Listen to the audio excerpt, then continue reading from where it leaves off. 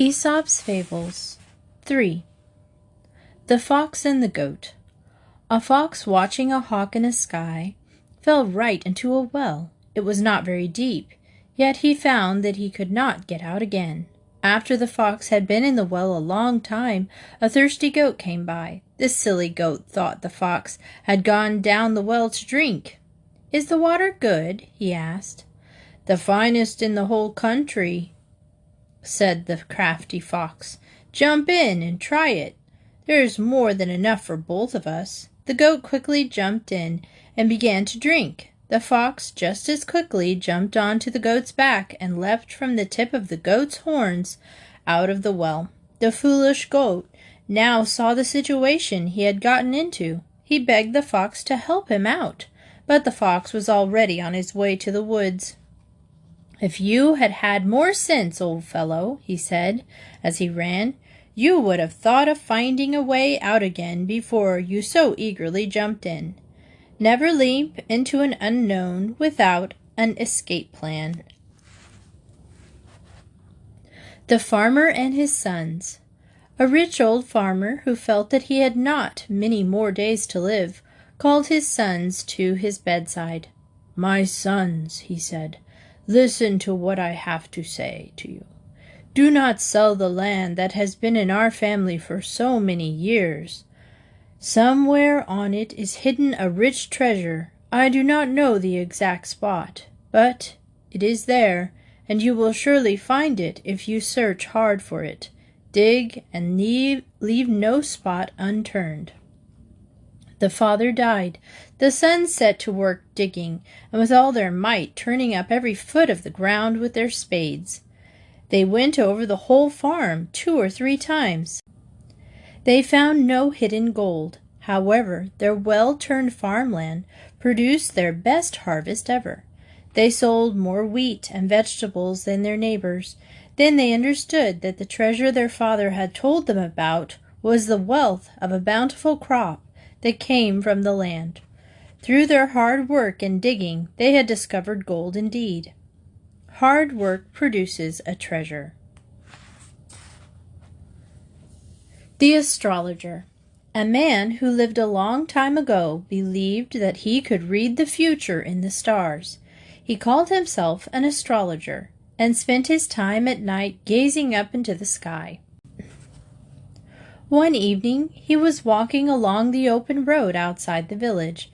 His eyes were fixed on the stars. He thought he saw there that the end of the world was near. All at once, down he went into a hole full of mud and water. There he stood up to his ears in the muddy water. He crawled at the slippery sides of the hole, but could not climb out. The frightened astrologer cried for help. Soon some villagers came running, and they pulled him out of the mud. One of them said, "You pretend to read the future in the stars, and yet you fail to see what is at your feet. This may teach you to pay more attention to what is right in front of you and let the future take care of itself. It is of no use to read the stars if you can't see what's right here on earth." The Dog in the Manger. A dog was asleep in a manger filled with hay. He was awakened by the cows, who came in tired and hungry from working in the field. The dog leapt up and would not let the cows get near the manger. He snarled and snapped at them, as if to say, "This is mine." The cattle looked at the dog in disgust. "How selfish he is," said one. "He cannot eat the hay, and yet he will not let us eat it." When the farmer came and saw how the dog was acting, he took a stick and drove him out. Why keep and deny to others what you cannot enjoy yourself? The Wolf and the House Dog. There was once a wolf who got very little to eat because the dogs of the village were so wide awake and watchful. He was nothing but skin and bones, and it made him downhearted to think of it. One night this wolf happened to meet a fine fat house dog who had wandered a little too far from the house. "He looks like he'd make a fine meal," thought the hungry wolf. but he also looks strong enough to leave his mark on me." So the wolf decided to speak humbly to the dog. "How fine and fit you look, dear sir," said the wolf. "Why, thank you," replied the dog. "You can be as well fed as I am if you want to. Just leave the woods. It's a sad life in the woods. Why, you have to fight hard for every bit you eat. Follow my example, and you will get along quite well." "What must I do?" asked the wolf. "Hardly anything," answered the house dog. "Chase people in carriages, bark at strangers, show happiness at seeing the people of the house. If you do all this, you will get tidbits of every kind, chicken bones, bits of meat, and well as kind words and gentle pats." Oh, how wonderful this sounded to the wolf! He began to see himself with a new life. But just then he saw that the hair on the dog's neck was worn and the skin was pink and raw. "What is that on your neck?" "Nothing at all," replied the dog. "What? Nothing? Well, I guess you see the mark of my collar, which is attached to a chain." "What? A chain?" cried the wolf. "Don't you go everywhere you please?" "Not always. But what does that matter?" "A great deal. It is all the difference in the world. I don't care a bit for your fine life. If it means I'd be a captive, I would rather hunt and be hungry than be chained in a yard." And away ran the wolf to the woods. There is nothing worth so much as freedom. The Eagle and the Jackdaw. A powerful eagle swooped down, grabbed a lamb in her claws, and flew off with it to her nest. A silly jackdaw saw this and thought, "I could do that." So he flew onto the back of a large ram and tried to fly off with it. But he was too small, and his claws were tangled in the wool. The shepherd saw the fluttering jackdaw. He freed the bird and clipped his wings. That evening he gave the jackdaw to his children as a play pet. Know your strengths and your limits. The Dog and the Oyster. There was a dog who liked to eat eggs. He was so greedy he gobbled them whole. One day the dog strolled down to the seashore. There he saw an oyster. Quick as a wink, the dog ate the oyster, shell and all. Oh, how it pained him! "I've learned that all round things are not eggs," he said, groaning. Act quickly, regret quickly, and often in pain. The Helpful Wolf. A wolf had been prowling around a flock of sheep for a long time. The shepherd watched very closely to prevent the wolf from carrying off a lamb. But the wolf did not try to do any harm. Instead, he seemed to be helping the shepherd watch and take care of the sheep. At last, the shepherd got so used to seeing the wolf around that he forgot how wicked he could be. One day the shepherd even went so far as to leave his flock in the wolf's care while he went to the market. But when he came back, he saw that many of his sheep had been killed and carried off. He knew then how foolish he had been to trust a wolf. Once a wolf, always a wolf. The Oxen and the Wheels. A pair of oxen was pulling a loaded wagon along a muddy road. They used all their strength to pull the heavy load, but they did not complain. The wheels of the wagon had an easier job. All they had to do was turn. However, they fussed and cracked and groaned every turn. The poor oxen pulled the wagon through the deep mud, had their ears filled with the loud whining of the wheels, and this made their work much harder. "Silence!" the oxen cried at last. "Why are your wheels complaining so loudly? We are pulling all the weight, not you, yet we keep still about it." Those who suffer least often complain the most. The Wise Rooster and the Fox. One evening, as the sun was sinking, a wise old rooster flew into a tree to roost. Before he settled himself for rest, he flapped his wings 3 times and crowed loudly. But just as he was about to put his head under his wing, his sharp eyes caught a flash of red and the sight of a long pointed nose. There, just below him, stood a fox. "Have you heard the wonderful news?" cried the fox cheerfully. "What news?" asked the rooster calmly. But he had a fluttery feeling inside him, for you know he was very much afraid of the fox. "Your family and mine, all other animals, have agreed to live in peace and friendship from now on, forever. Just think of it. I simply cannot wait to give you a hug. Do come down, dear friend, and let us celebrate the joyful event." "How grand!" said the rooster. "I certainly am delighted at the news." But as the rooster spoke these words, he stretched up on his tiptoes. He seemed to be looking at something far off in the distance. "What is it you see, my dear friend?" asked the fox a little nervously. "Why, it looks like a couple of dogs coming this way. They must have heard the good news and—" But the fox did not wait to hear more. Off he started on a run. "Wait!" cried the rooster. "Why do you run? Surely all these dogs are friends of yours now." "Yes," answered the fox, "but they might not have heard the news. Besides, I have an important chore to do that I almost forgot about." The rooster smiled as he buried his head in his feathers and went to sleep, for he had outwitted a very crafty enemy. The trickster is easily tricked. The Two Travelers and the Bear. 2 men were traveling together through a forest. All at once, a huge bear crashed out of the brush near them. One of the men, thinking of his own safety, climbed a tree. The other, unable to fight the huge beast alone, threw himself onto the ground and lay still as if he were dead. He had heard that a bear will not touch a dead body. It must have been true, for the bear bent into his head and sniffed.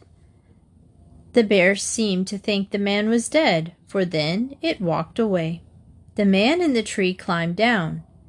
"It looked just as if that bear whispered in your ear," he said. "What did he tell you?"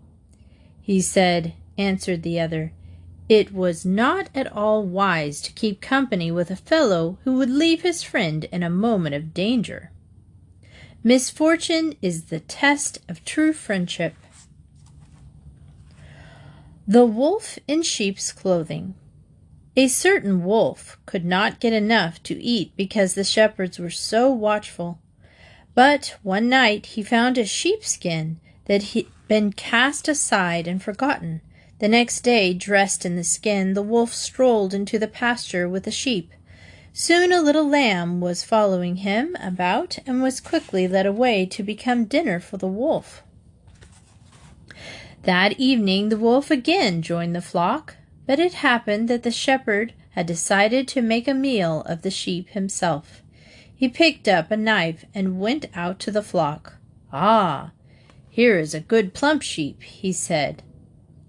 He put his knife to work and killed the sheep. Imagine his surprise when he discovered a wolf beneath the sheepskin. He who does evil to others often becomes the victim himself. The Bored Crab. A crab one day grew bored with his sandy home on the beach. He decided to take a stroll to a grassy meadow below a sand dune. "I'm sure I will find something better there than salty water and sandflies." So off he crawled to the meadow. But a hungry fox spied him and quickly ate him up, shell, claw, and all. Sometimes it's best to stay where you best fit. The Milkmaid and her pail. A milkmaid had been out to milk the cows and was returning from the field. She walked home holding her milk pail, balancing it upon her head. As she strolled along, her pretty head was busy with plans for the days to come. "This good rich milk," she said, "will give me plenty of cream to churn. The butter I make, I will take to market, and with the money I get for it, I will buy a lot of eggs for hatching. How nice it will be when they all are hatched and the yard is full of fine young chicks.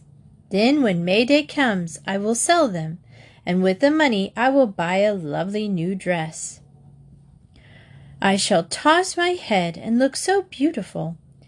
And so saying, she tossed her head, and down fell the pail of milk on the ground. All the milk flowed out, and with it went her dreams of butter, eggs, chicks, and a pretty new dress. Don't count your chickens before they're hatched. The Frog and the Mouse. A sly, cruel frog saw a young mouse running along the bank of his pond. He swam to the bank and croaked, "Won't you come in and visit with me? I can promise you a good time if you do." "Oh, sir, I'd love to see another part of the world," said the young mouse, "but I don't dare go into the pond with you." So the crafty frog tied the mouse's leg to his own with a reed. Then into the pond he jumped, dragging the foolish mouse with him.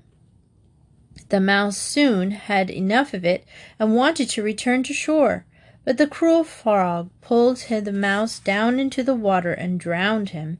Before the frog could be untied with the reed, a hawk came sailing over the pond. Seeing the body of the mouse floating on the water, the hawk swooped down, seized the mouse, and carried it off with the frog dangling from its leg.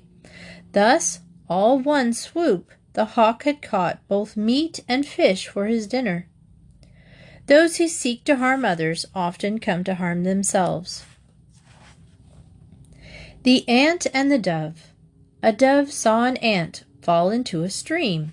The poor ant struggled to move through the water to reach the bank, but all his attempts failed. The dove felt sorry for the ant, and he dropped a blade of grass close beside it. The ant was able to grab onto it and cling to the blade of grass, and he floated safely to shore. Soon after, the ant saw a man getting ready to kill the dove with a stone. But just as the man cast the stone, the ant stung him on the heel. The pain caused the man to miss his aim, and the dove flew to safety in a distant forest. A kindness is never wasted. The Goose and the Golden Eggs.